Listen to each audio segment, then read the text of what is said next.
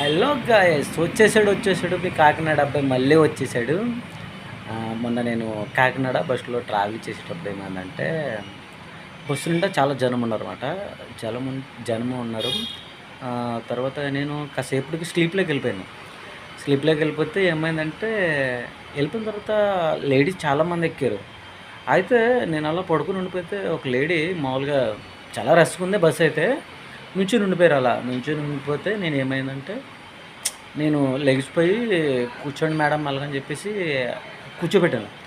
కూర్చోబెట్టిన చాలా సేపటి తర్వాత మళ్ళీ వాళ్ళు చాలా అమ్మాయి దిగేసేసి థ్యాంక్ యూ అని చెప్పింది. నేను చాలా హ్యాపీగా ఫీల్ అయ్యాను. కొద్దిగా బస్సులో ట్రావెలింగ్ చేసేటప్పుడు లేడీస్ ఉన్నప్పుడు కొద్దిగా ఇబ్బంది పడతారు. మనం కూడా కొద్దిగా లేడీస్‌కి రెస్పెక్ట్ ఇవ్వాలి కదా!